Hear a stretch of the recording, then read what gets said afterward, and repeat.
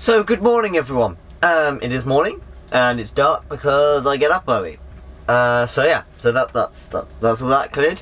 And in this video, as you already know, I'm going to be talking about wiring your diesel heater to the main tank or using the separate tank that it comes with. Now, I don't know if you know, if you haven't seen the ladder video, which I briefed over because I didn't want to do a whole video on the diesel heater because so many people have, and I just really didn't think it was worth it. So, if you want to see that, you can go check it out in the card up here. But basically, I've got the diesel tank underneath the seat that I'm sitting on, so you can access it from the sliding door, which is also just right next to the main diesel tank, so you can get really easily. But I'm going to go through the main tank advantages first. If you've got any down below of an advantage, if you've done both methods and you've got a few more than I've got written down, then go ahead, drop them in the comments and educate me and the other people around. But the main points I've thought of are that you obviously don't have to worry about it. Like you just, if you're traveling a lot, you just like plonk it in as you fill up your tank, and obviously you just never really have to think about it because it's all part of just one thing. Like you're driving, you're heating. It's just much easier probably. You also get a lot more litres, so if you were parked up at a space for a long time and you filled your tank ready for the heater, you could have, I don't know, 60 litres at least minimum, because like van diesel tanks normally around 70-80 litres, and you obviously don't want your heater going right down to the bottom because you'll drain your tank. So yeah, you get a lot more litres, so you could park up at one space and not worry about it again for a long period of time. And obviously you gain that little bit extra space. You don't have to work out where to put the heater tank and what you're going to do with it, make sure it's accessible so you can fill it up. Yeah, it's a bit more easy, and obviously space saving. Now I'm going to go through the advantage of having a separate tank.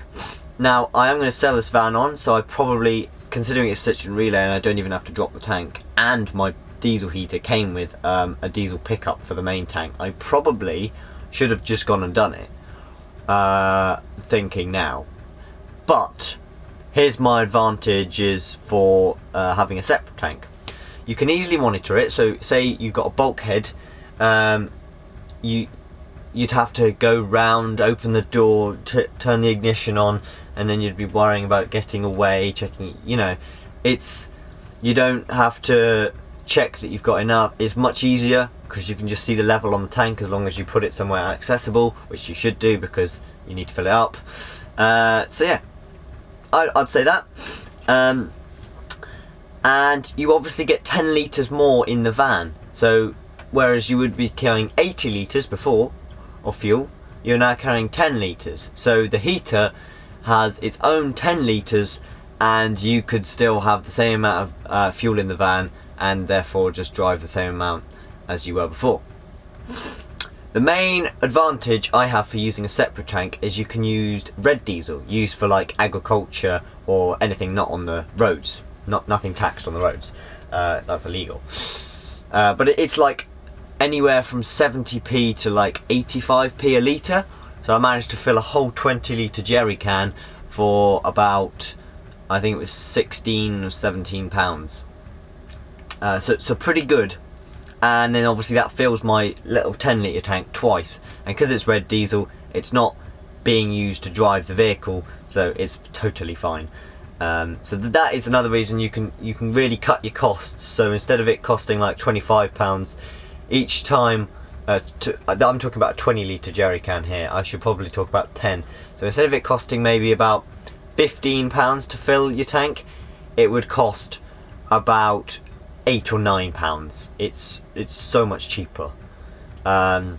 You'll end up saving between £10 and £20 a month if you live in it and it's cold winters like at the moment. And obviously that means a lot over, like, let's say 3 or 4 months. You're saving like between £30 to £70 on diesel. So much cheaper to run it on a separate tank and use red diesel as and when you can get it. You can easily just plop normal diesel in when you run low if you can't find a red diesel place. You can mix them, there's no problem doing that. It's just diesel, it's just got a dye in. So yeah, personally I would always go for the separate tank, but I would say if you're more of a, you don't want to, like, I like having all the monitors. I've got how much monitor I'm coming in from the solar, how much I'm using. I like to monitor things quite a lot. Whereas if you're just like one of those people who like to just like everything work, it just wants to work and I don't want to worry about it, I'd go with the main tank.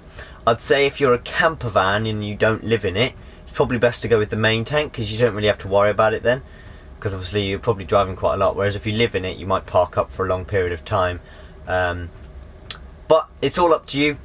There's the disadvantages and advantages that I've said, so pick your own choices, and I hope this video helps you decide if you're a bit umming and erring.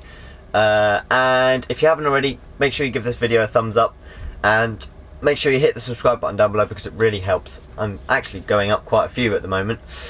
Maybe I can get 500 by my birthday. By the way, that's the 15th of February. But this video will be gone, long gone by then. And yeah, make sure you hit the bell icon, and I shall see you on this Saturday.